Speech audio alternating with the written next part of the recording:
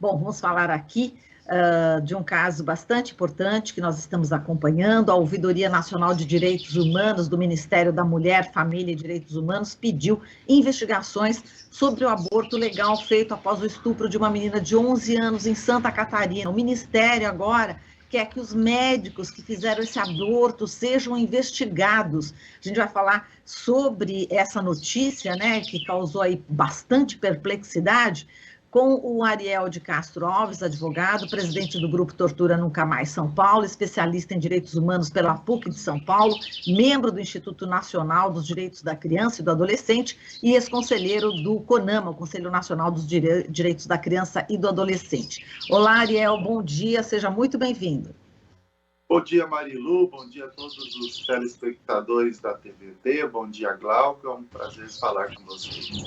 Prazer é o nosso, Ariel. Ariel, bom, o Ministério da Mulher, Família e Direitos Humanos, além de solicitar, né, a investigação em relação à conduta dos médicos, pediu também a investigação sobre o vazamento do vídeo, né, da audiência que revelou o caso, né? A gente, só para relembrar, nesse vídeo aparece aí a juíza Joana Ribeiro Zimmer induzindo, né, a menina e a mãe dela desistindo do aborto legal, e depois da divulgação do caso, a justiça revogou a ordem da juíza, aí que tinha determinado que a menina deveria ficar num abrigo, né, e o aborto pôde ser finalmente realizado.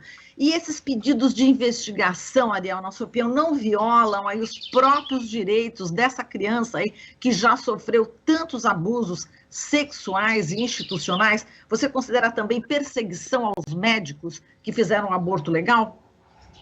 Claramente, esse pedido de investigação é uma grande demagogia com os fins eleitoreiros, né, dentro dos apelos conservadores, fundamentalistas, que infelizmente existem no país. Eles querem usar essa menina que foi vítima de violência sexual, de estupro, para essa finalidade absurda, demagógica e eleitoreira. Nós vimos em vários momentos o próprio presidente Jair Bolsonaro se manifestando sobre esse caso de aborto, e agora, então, eles utilizam o Ministério da Mulher e Direitos Humanos com esta, então, finalidade. Claro que essa investigação não vai gerar nada, porque os médicos estão amparados pela lei. O aborto legal é previsto no Código Penal brasileiro naqueles casos de estupro, principalmente de estupro de vulnerável, estupro de crianças e adolescentes, e também previsto quando existe risco à vida da gestante em razão de uma gestação, e nesse caso isso também foi comprovado anteriormente por laudos médicos. E sobre a investigação do vazamento da audiência, na verdade, aquele vazamento, aquela publicação feita pela imprensa, pelo portal Intercept, junto com uma outra instituição de comunicação, Catarinas, né, que faz também tem uma atuação nessa área de defesa da mulher, o portal Catarinas, tem a utilidade pública ali, e tem também a liberdade de comunicação prevista na Constituição Federal Brasileira. Então, aquela publicação, ela garantiu os direitos da criança e do adolescente previstos no Estatuto da Criança e do Adolescente, no artigo 227 da Constituição Federal, e também tratou do aborto legal previsto no Código Penal brasileiro. Então, não há o que investigar também daquela publicação, daquela visibilidade que o caso teve. Na verdade, se não tivesse visibilidade, a violação se perpetuaria, porque o caso não viria à tona, não teria cobrança da sociedade e a lei não seria aplicada se nós não tivéssemos aquela visibilidade. Então, quem tem que ser investigada é a juíza, é a promotora, que estão sendo investigadas pelo Conselho Nacional de Justiça, pelo Conselho Nacional do Ministério Público, pela Corregedoria do Tribunal de Justiça, pela Corregedoria do Ministério Público. E, claro, nós sabemos que essas investigações geralmente também não resultam em nada para magistrados, para promotores, porque o corporativismo é muito grande no Brasil e não há um controle social também nesses órgãos de investigação, não há uma presença da sociedade civil, de entidades de direitos humanos, nesses órgãos que deveriam fazer o controle externo também do Ministério Público e do Poder Judiciário. Então, infelizmente, nessas situações também não temos nenhum resultado efetivo. Mas, de fato, é inaceitável essa postura do Ministério que deveria defender os direitos da mulher, que deveria defender os direitos da criança, do adolescente, os direitos humanos, de querer perpetuar, de querer defender violações. Nós temos aí, por hora, 4 meninas sendo estupradas com menos de 13 anos de idade. Essa deveria ser a preocupação do Ministério dos Direitos Humanos. Nós temos 6 abortos por dia de crianças aí que são vítimas de estupros no Brasil, em razão dessas situações. Então, o Ministério deveria se preocupar em evitar que esses estupros acontecessem, para que também não acontecessem os abortos, já que os estupros não ocorreriam se nós tivéssemos um trabalho preventivo. Então, esse deveria ser o foco principal do Ministério dos Direitos Humanos, e não querer investigar médicos, querer intimidar as pessoas que estão cumprindo com as suas funções. Ou seja, a Ouvidoria Nacional de Direitos Humanos aí do Ministério da Mulher, Família e Direitos Humanos deveria justamente investigar as condutas, como você disse, da juíza e da promotora, não é isso, Ariel? Exatamente, esse seria o papel de uma ouvidoria que fosse, de fato, de defesa dos direitos humanos, porque a juíza e a promotora tiveram uma conduta completamente arbitrária, equivocada, contrariando os direitos humanos e os direitos da infância e juventude, impondo uma gravidez que gerava risco à vida da menina gestante e também constrangendo a própria mãe da menina. Colocaram no acolhimento institucional, que é uma medida excepcional, sendo que a menina estava acompanhada da mãe. A mãe tinha a guarda, tinha todos os cuidados sobre a menina, e a menina foi colocada num abrigo para que fosse evitado o aborto legal. Então, essa é a grande violação e a grande arbitrariedade que aconteceu nesse caso, e que o Ministério da Mulher e dos Direitos Humanos deveria estar atuando, e não o contrário. Nós temos 26 mil meninas todos os anos que acabam tendo filhos com menos de 14 anos de idade. E nós sabemos dos efeitos da gravidez precoce. Elas abandonam os estudos, abandonam todo tipo de atividade, de formação delas, né, e acabam, muitas vezes, ficando submissas à violência doméstica, à violência dos seus companheiros. São muitas vezes meninas que se casam com pessoas bem mais velhas que elas, ou vivem junto, têm união estável, e passam a vida toda sofrendo violências, a vida toda sendo também exploradas no trabalho, começando pelo trabalho infantil, porque são meninas entre 10 e 14 anos de idade. São casos que se configuram como estupro de vulnerável. O Brasil é o 4º país do mundo com mais casamentos infantis, meninas que se casam para fugir da pobreza, muitas vezes casamentos encomendados por seus familiares, por conta da situação de miséria, de pobreza e de fome. É com isso que o Ministério dos Direitos Humanos deveria se preocupar.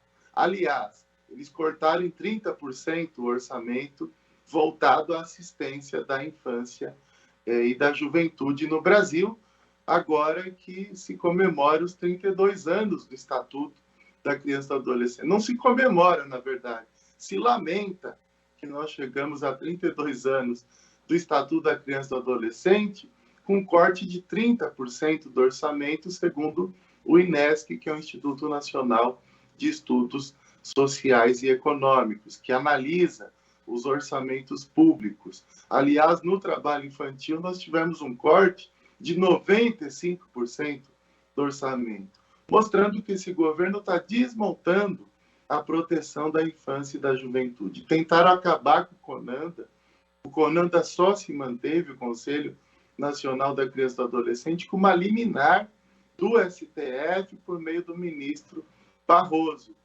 Então, na verdade, esse governo não tem compromisso com os direitos da criança e do adolescente. Muito pelo contrário, está acabando com o orçamento da área da criança e do adolescente, está acabando com os órgãos importantes de proteção e ainda tem esses absurdos de querer culpabilizar as pessoas que estão cumprindo a lei, como no caso dos médicos que realizaram esse aborto legal.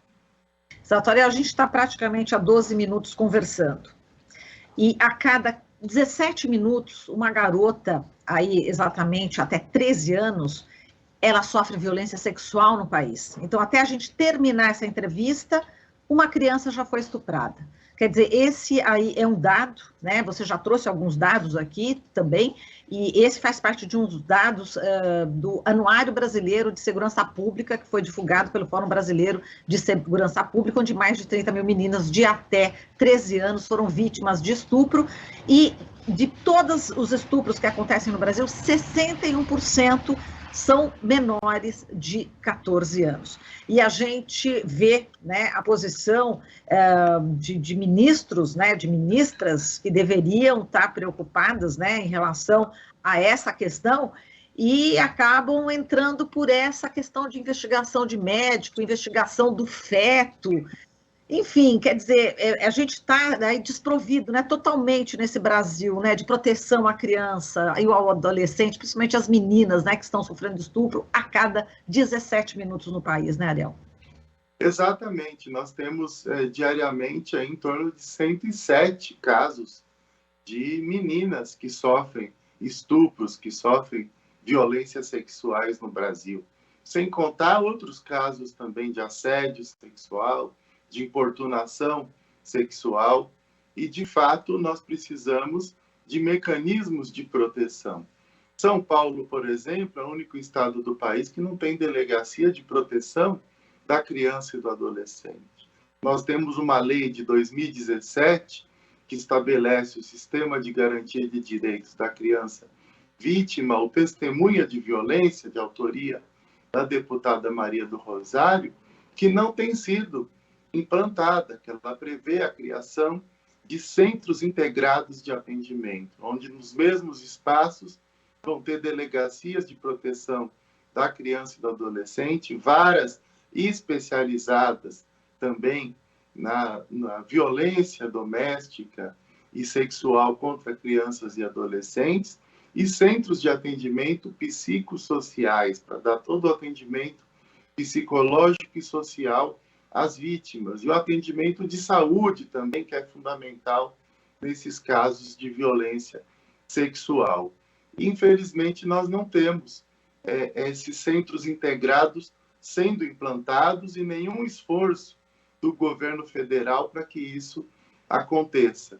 Então, de fato, isso mostra o grande descaso. Nós temos um aumento de denúncias no Disque 100 nos últimos anos e a falta de políticas públicas, de programas, de serviços de proteção. A pandemia, claro que agravou a violência doméstica. Geralmente, nos crimes sexuais, nós temos essa questão. 80% dos casos são cometidos por pessoas que conhecem, que têm algum vínculo com a vítima. Muitas vezes são familiares, mas também são vizinhos, são pessoas que estão no dia a dia da vítima. Quem deveria proteger, muitas vezes, são os algozes. E 70% dos casos ocorrem nas casas, nas residências das vítimas. E nós tivemos aí, de 2020, tivemos 95 mil denúncias no Disque 100. Esse ano, de janeiro a junho, já foram 318 mil denúncias de violações aos direitos de crianças no Disque 100.